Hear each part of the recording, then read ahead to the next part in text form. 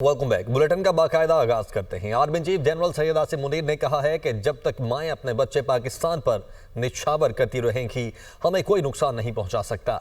दहशतगर्दी की पुष्टपनाही करने वाले अनासिर के खिलाफ कार्रवाई करें तो झूठे बयानिए बनाए जाते हैं।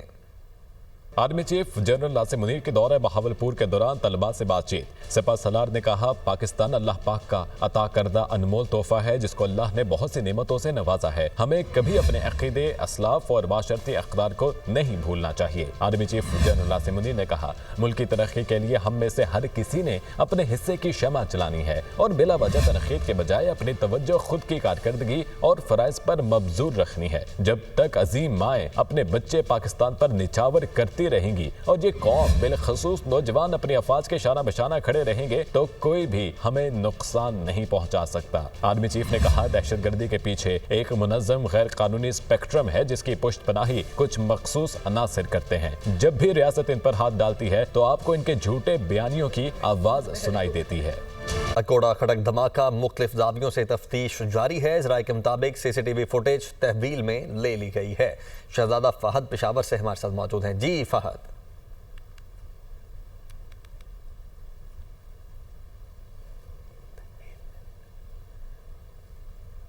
आप सुन पा रहे हैं तो बताइएगा, तफ्तीश का अमल कहां तक पहुंचा? जी बिल्कुल, ये अकोड़ा खटक में गुज़िश्ता रोज नमाज जुमा के दौरान धमाका हुआ था और धमाके की तफ्तीश में अहम पेशरफ्त सामने आई है।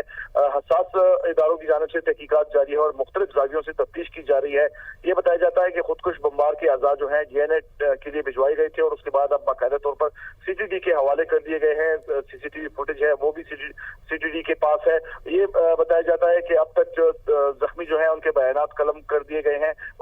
50 से जायद ऐनी शाहिदीन और जो मौके पर जो मौजूद अफराद थे उनको भी उनके बयानात भी कलमबंद कर दिए गए हैं। दूसरी जानब मोबाइल कंपनियों से मदद तलब कर ली गई है। ये देखा जा रहा है कि खुदकुश हमलावर किस रास्ते से दाखिल हुआ मदरसे में और इसके जो रास्ते में जितने भी CCTV कैमरे हैं वो भी चेक किए जा रहे हैं। तफ्तीश में अहम पेशरफ्त सामने ये आई है कि तकरीबन जो DNA जो है अज़ा हैं और जो शनाख्त के लिए जो नादरा काम से भी रब्ता कर लिया गया है और इसमें अब भी सात इदारों की तफ्तीश जो है वो जारी है।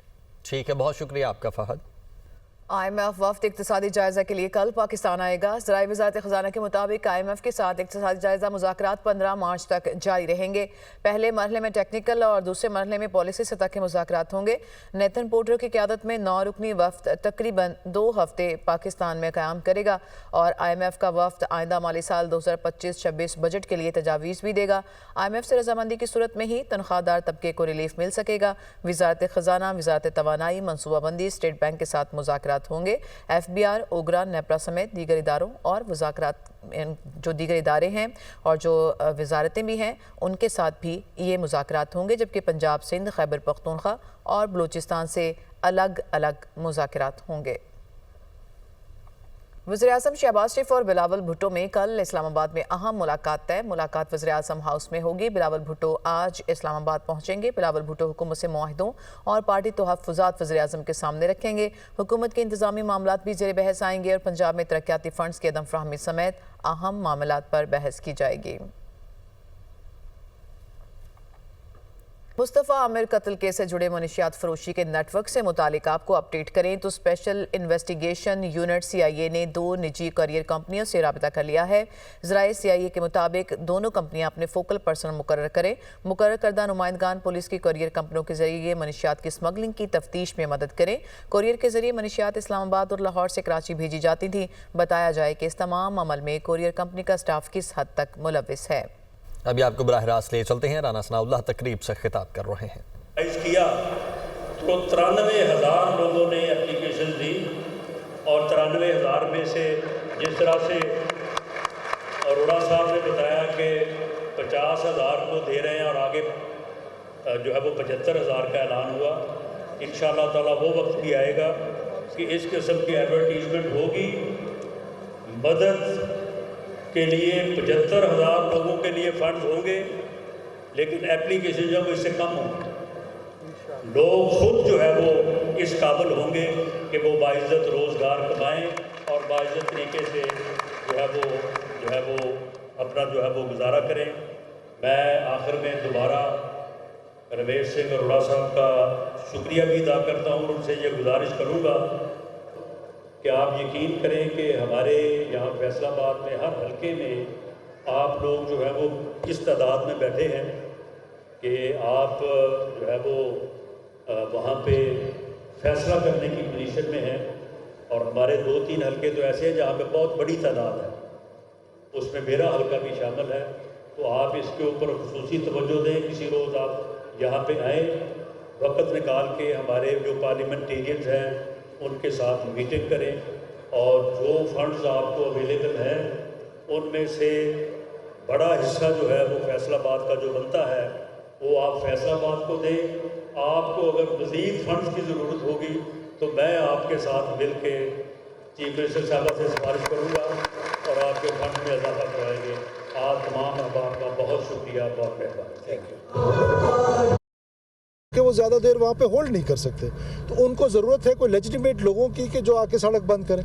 लाइकली चांसेस है कि वो किसी उनमें से किसी को मिल रहे हैं और फिर जब गवर्नमेंट पे प्रेशर आ रहा है फिर जानबूझ के उनको छोड़ा भी जा रहा हो। तो ये सारी चीज़ें it is complex, it is very complex. तो इनको सोचना पड़ेगा, देखना पड़ेगा। मीडिया की सपोर्ट उसमें हमें चाहिए, उसमें हमें सिविल सोसाइटी की सपोर्ट चाहिए कि जी अगर आपकी गवर्नमेंट से कोई ग्रीवेंस है उस ग्रीवेंस को आप प्रोटेस्ट करें, लेकिन हाईवेज़ को तो बंद ना करें, मरीज़ों को तो ना रोकें, बुज़ुर्गों को तो ना रोकें। कितनी सफरिंग्स हैं रमज़ान के महीने में, कितने बुज़ुर्ग सफ़र कर रहे हैं सड़कों पे। लेकिन हमारी ज़िम्मेदारी है, हम अपनी ज़िम्मेदारी से मुबर्रा नहीं होंगे। ज़रूर वो अपनी तालीम हासिल करें। हमने अपने पाकिस्तान के माशी इशारे बेहतरी की जानिब गामजन है। 20 अरब रुपए का रमज़ान पैकेज प्राइम मिनिस्टर ने अनाउंस किया है, बेनज़ीर इनकम सपोर्ट प्रोग्राम भी चल रहा है। लेकिन इसके बावजूद आप क्या समझते हैं कि माशी इशारे बेहतर हैं कि इस शहर में जेडेसी, सैलानी, छिपा, ईदी और इस समेत सैकड़ों लोग हैं जो इस शहर में लाखों लोगों को ना सिर्फ अफ्तार करवाते हैं, सेहत करवाते हैं, राशन करवाते हैं। जब 20 अरब रुपए औफाक से भी मिलते हैं, बेनज़ीर इनकम सपोर्ट प्रोग्राम भी है, माशी इशारे भी बेहतर होता है, तो फिर गुर्बत तो नज़र नहीं आनी चाहिए। सवाल का मैं मकसद नहीं समझा इसका। देखिए, इस पूरे मुल्क में फलाही इदारे काम करते हैं, सिर्फ कराची शहर में नहीं करते। और ये अच्छी बात है कि पाकिस्तान की कौम जो है वो रफ़ाई कामों में दिल खोल कर जो है वो इमदाद देती है और ये काम करते हैं, इसमें कोई बुरी बात नहीं है। लेकिन रमज़ान में चूँकि खराजात लोगों के बढ़ जाते हैं तो तमाम हुकूमतें अपने हिस्से से कुछ न कुछ उन लोगों को जो गुर्बत की लकीर से नीचे रह रहे हैं, या BISP का जो एक मॉडल है जो कि स्टोर्स हैं उसके तहत उन गरीब लोगों को कुछ न कुछ इमदाद देती है ताकि जो रमज़ान में इजाफी खर्चात हैं उसको पूरा कर सकें। तो वो अपना काम महीने के हिसाब से वो कर रहे हैं, माहाना जो रमज़ान में करना होता है। लेकिन रफ़ाई इदारे अच्छा काम कर रहे हैं, उसको करना चाहिए और पूरे मुल्क पे करते हैं, सिर्फ कराची में नहीं करते हैं। सईद गनी साहब, पानी का इशू फिर बढ़ गया। 2-3 दिन से बहुत सारे इलाकों में पानी नहीं आ रहा है। ऐसा लग रहा है कि वो टैंकर माफिया या बॉलमैन जो है वो रमज़ान का इंतजार कर रहे थे, कोई कार्रवाई कर रहे हैं इस हवाले से? आप आपकी बात दुरुस्त है, पानी का इशू था।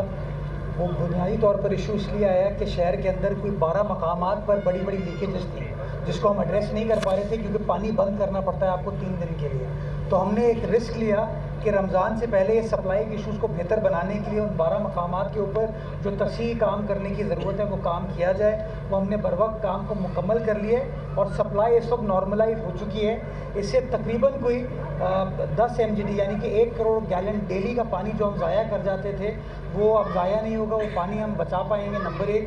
नंबर 2, ये कुछ इसकी मैनेजमेंट से ऐसा होगा कि लियाकताबाद की आवाम हो, लियारी की आवाम हो, ओल्ड सिटी एरिया की आवाम हो, गोलीमार की आवाम हो, गुलशन टाउन, चन्नेसर टाउन, जमशेद की आवाम हो, इनका इससे इंशाल्लाह भला हो पाएगा क्योंकि ये यूनिवर्सिटी रोड का जो रेड लाइन का रूट था उसके ऊपर ये लीकेजेस वाक़ई थी। तो मेरे ख्याल में अब चीज़ें नॉर्मल हो चुकी हैं। कल भी मैंने मीटिंग की है वाटर बोर्ड हुकाम के साथ और यही ताकीद की है कि हमें इन 30 रोज़ के अंदर मुतहरिक तरीके से काम करना है और जहाँ जहाँ पानी या सीवरेज के इश्यूज़ हैं जिनको हम मुतहरिक तरीके से काम करके हल कर सकते हैं वो काम किया जाए। इंशाल्लाह इस रमज़ान मुबारक में आप इस हवाले से बेहतरी देखेंगे। ये सही है। डिस्ट्रिक्ट साउथ के अंदर डिस्ट्रिक्ट साउथ की बात करते हैं तो 2 खेल ऐसे हैं कि जो डिस्ट्रिक्ट साउथ की ब्रांच है, बॉक्सिंग और एक फुटबॉल। कगरी ग्राउंड माशाल्लाह बेहतरीन आपने बनाया, ये भी बना दिया। बॉक्सिंग की जो और कुछ खिलाड़ियों के पिक्चर सोशल मीडिया पे आते हैं जिनके तरह लियारी से बॉक्सिंग के या फुटबॉल के जो कितना बढ़ती है उसके लिए सेंट्रल गवर्नमेंट क्या इकदाम कर रही है? देखिए, सिंध हुकूमत ने स्पोर्ट्स की फील्ड में जितना काम किया है शायद किसी और सूबे ने नहीं किया होगा।